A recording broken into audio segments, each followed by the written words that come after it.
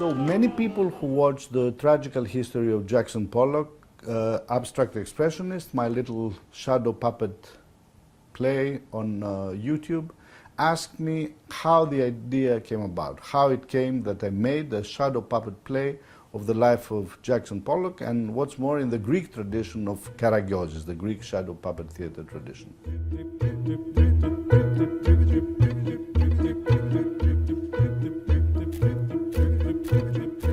I've tried to put together an answer to that question here for those of you who may be interested to learn.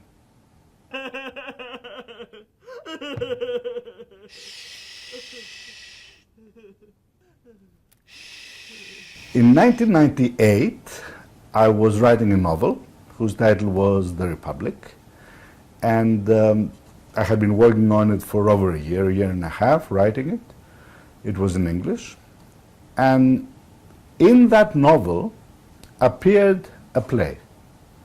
It was called The Tragical History of Jackson Pollock, Abstract Expressionist.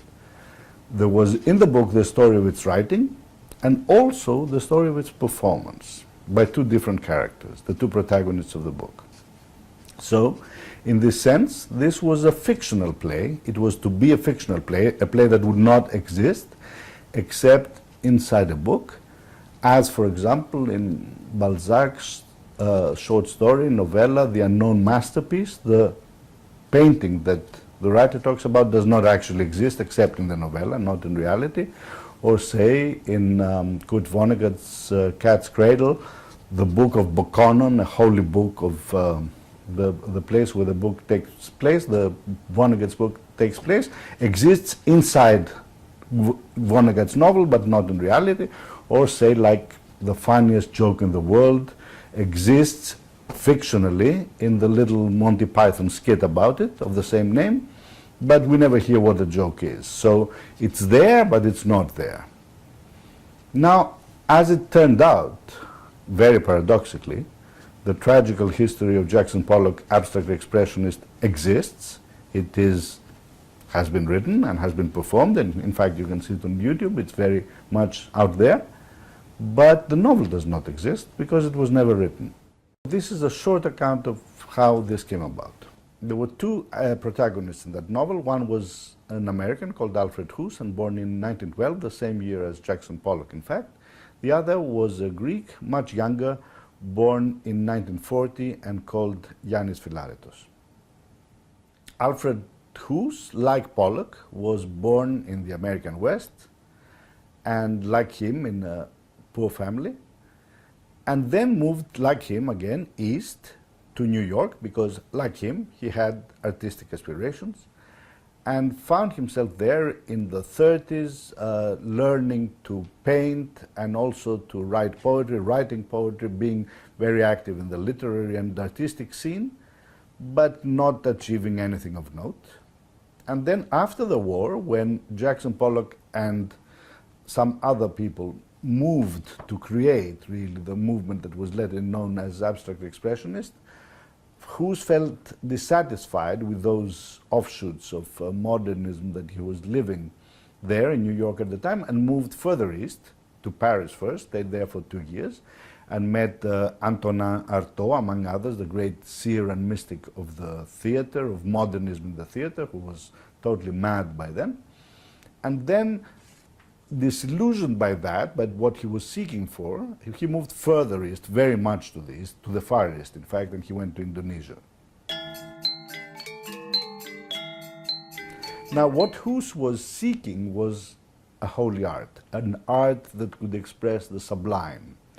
And of course, in all the traditions, that was done by religious art. You did it, say, in Byzantium by painting icons, or Bach did it by writing his cantatas, or Sufis did it by dancing their sacred arts, and so on.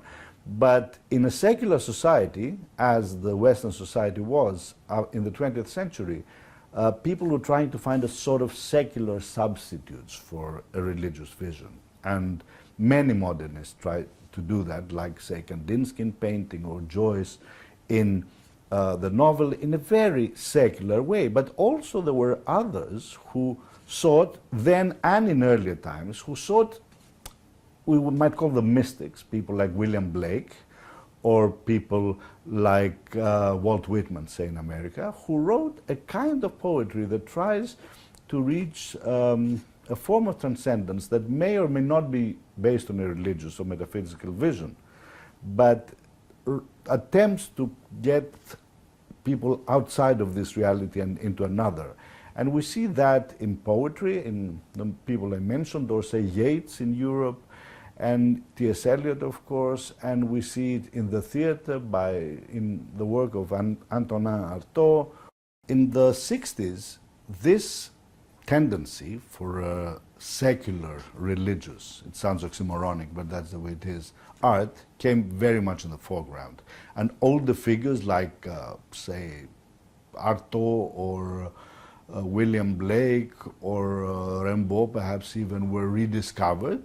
But also there were many creators in various art forms who sought after that religious art, like famously Jerzy Grotowski in the theater, or Krzysztof Penderecki, or Karl-Heinz Stockhausen in music, or Merce Cunningham in dance, and so on. So Alfred Hoos was a man of that tradition, but unlike the other people just mentioned, he tried to find that religious vision in art by identifying with an existing old tradition.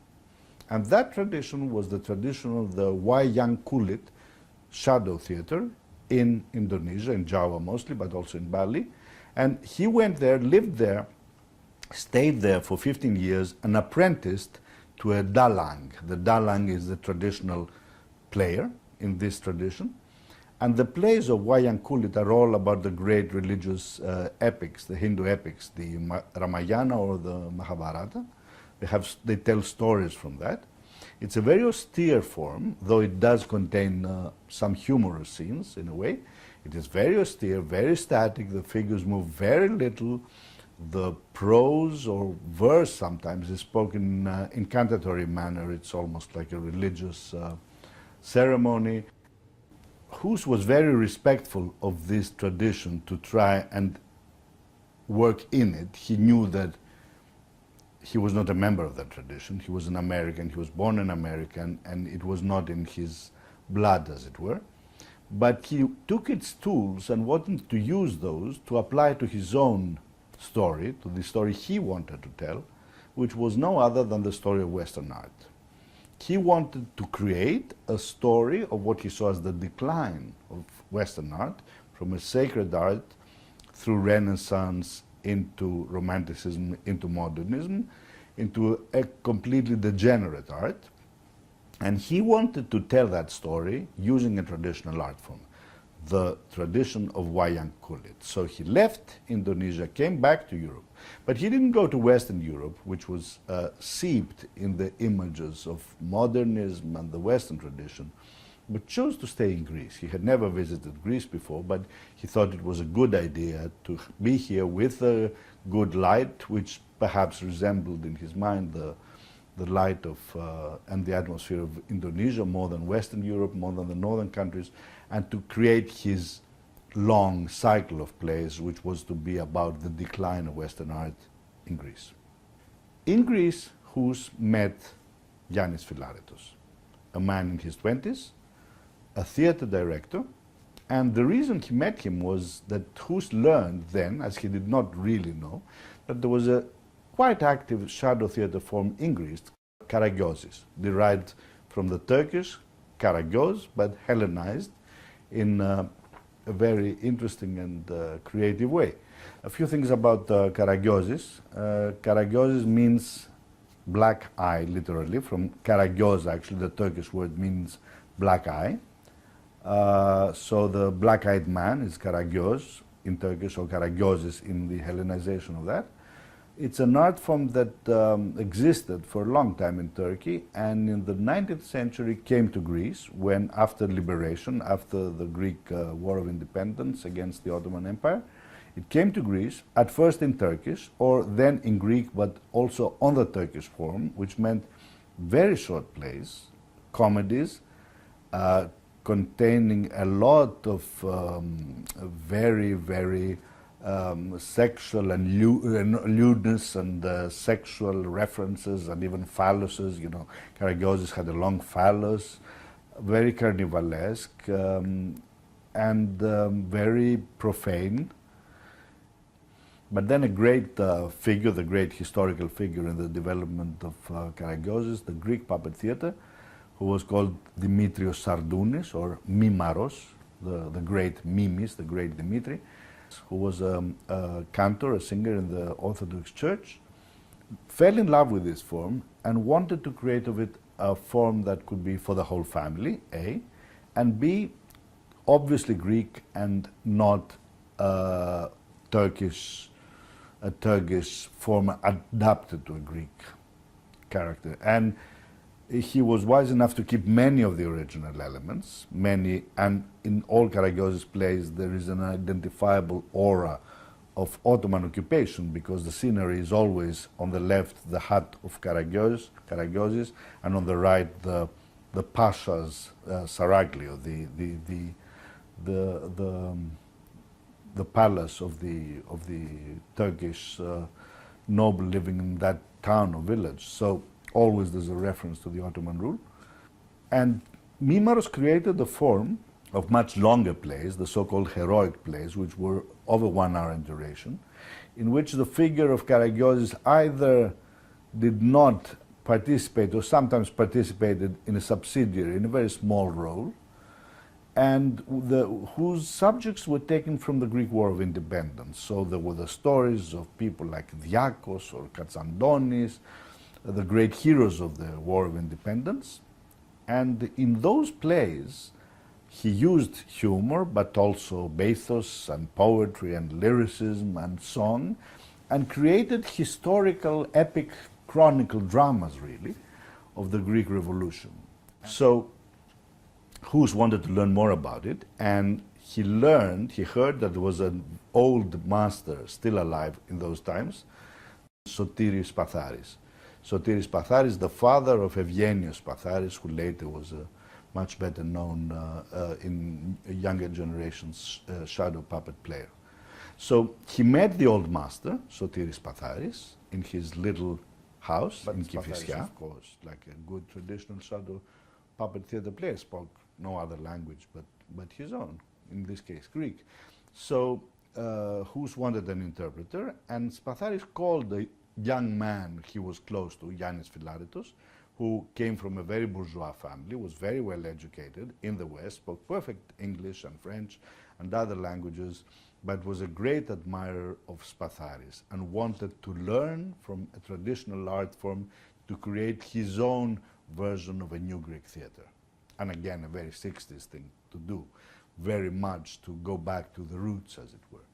So the two men met, at first through this long interview of Pateros, where Philaretos acted as translator.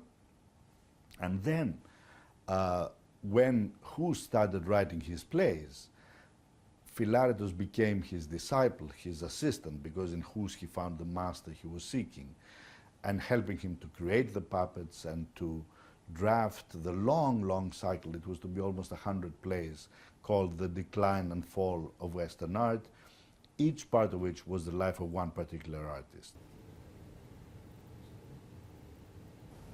But soon after he had begun the cycle, Hus became quite ill, and he didn't live much longer, and he never completed any of his plays but one, The Tragical History of Jackson Pollock, Abstract Expressionist. But there is again a paradox here, because although all his other plays were in the tradition of Vayankulit, very hieratic, very almost in a sacred idiom, very static, very holy in a sense, the Tragical History was very secular, very much down to earth, because this was based on the Karagiozis tradition, with elements of the Vayankulit, the narrator, of course, which does not exist in Karagiozis, or the form of use of music, or even some elements of the American musical, the form of the songs. But he wrote and completed only this one play, which was almost as a satire play would function in a cycle of Greek tragedies. The comic play, the irreverent vision of a sacred reality that the other plays were. And perhaps the fact that this was the only one he wrote may have had to do with the fact that he was ill and he was, perhaps he could not concentrate in his very somber religious mood, but created something almost as if to play. And this was the play. Then Hus dies. We're always in the novel, The Republic. And the play is never performed. And many years later, in February 1999, Hus is by now dead for some years, for 2 decades, and Philaretos is now 60. Philaretos organizes a performance of this play, of the Tragical History, following the vision of Hus about this play. And there is a single performance of this play, which plays a big part in the novel, on February 1st, 1999, at Zumboulakis Gallery on Piraeus, in Dos Piraeus, a real gallery in a real street. And after that performance, Philaretos is shot and killed by an assassin. And that, again, is very important in the play. Now, so there is this one play written by the American Hus, performed, staged by the Greek Philaretos, and performed just once.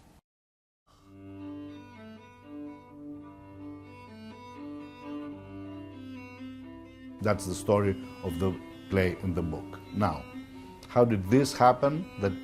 How was this non-existent performance transformed into a real performance, and an existent to-be book into a non-existent one?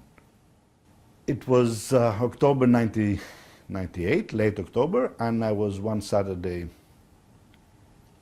in the center of Athens. I used to live, in fact, in Kifisia back then, where Spatharis lived. And I was in the center, and I went to the gallery of Peggy Zumboulakis. It's a very famous gallery in the center of Athens.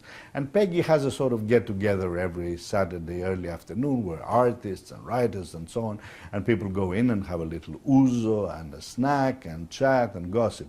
So I went there, and I said to her, Peggy, who is quite a character, I need your permission to use your gallery for a performance on February 1st. She said, what kind of performance? I said, it's a shadow play of the life of Jackson Pollock by an American called Alfred Hus, and it will play in your gallery. And Peggy said, oh, wonderful, wonderful, what a marvelous idea. And after a while, I understood that she had not understood that I meant I wanted her permission, which I didn't really, because I didn't need it to write that scene in a novel. And I realized that Peggy had understood this was a real performance to be played at her gallery of a real play. And so when I explained that this was not the case and it would just be mentioned in the book, she was crestfallen and said, but why? We must do it. It's wonderful. We must do it. I said, Peggy, look, we cannot do it. She said, but why not? Let's also do it in the gallery. I said, you know, the play does not exist. She said, well, write it then. I said, there's no performance, it doesn't plan to be staged. She said, stage it. So I said, you know, Peggy is delightfully crazy that way, and went home. But then the idea stuck, you know. It happens sometimes. And next few days I stopped writing the novel and started writing the play, which at first deluding myself that I would include the play in the novel, which I knew would be a bad idea anyway and was unnecessary for the novel. So giving that to myself as an excuse, but I guess like Hus, I just wanted to write it. I wrote the play, it took me 2 or 3 weeks. And then I read it, and uncharacteristically, because I'm not usually satisfied with the things I do, I was very satisfied with it, and thought of staging it. And so I called some friends and found some friends. Malcolm Knight, who was in Glasgow, and Doug Miller, who was a friend of a friend, and Dimitri Papadimitriou, the composer, and other people, and said, would you like to come to Athens for a few days in late January and do this play. And they all thought it was crazy, but because it was crazy, they were the kind of people who appreciated that idea. So without really realizing what was going on, we found ourselves in late. Meanwhile, I drew and I painted and created all the puppets, and and Dimitri wrote the music. And in late January, like 22nd of January, in fact, I remember it's the 22nd for a happy family reason, we met and started rehearsing for this play, which was performed just 10 days later. Now, there were all sorts of problems, like we knew a great Karagiozis player, Yannis Dayakos, who is in the film, but Yannis, like all good Greek Karagiozis players, does not speak any English, so he couldn't do the voices. So we had the actors, the three wonderful actors and one singer, do the voices, which was not expected. I mean, it was not according to plan, because we couldn't, of course, get a Karagiozis player doing all the voices. And there were issues of coordination and all that, but it went wondrously well, and in an extraordinarily short amount of time it was ready for performance. It created quite a stir in Athens when it played. Of course, we wouldn't think of just doing it once, because it was once in the book, so we played for a few more days, but then everyone was so excited, people kept coming and seeing the show and loving it, and we were getting a warm response, and we were all very much taken by the experience. But then I realized that this would end in a few days, and my non-Greek friends would have to go back, and the gallery would have to be put to other uses, and the play would disappear from memory. Of course, that is the fate of theater. It's written in the wind, as Peter Brook says. You know, one day it's there, one day it's forgotten, only a memory in those who saw it. And when those die, nothing. But I was not a theater person, I was a book person, and to book persons, things are meant to last. So rather than performing the play for a longer period, we just stopped the performances and spent 3 or 4 or 5 days just shooting it, so it would last. And then I edited it, and of course the final version is a filmed version of the play as performed. It's a play meant to be seen in performance, but if you cannot do that, a video version, a film version is second best. I tried to liven it up shooting it by also going backstage, which to me is one of the great fascinations of Karagiozis, see what the players are doing. And we finished it, shot it, edited it, and for many, many years, very, very few people have seen it. And now with this, with the internet and YouTube and all those wonderful new ways to disseminate information, but also art, many more people can see it.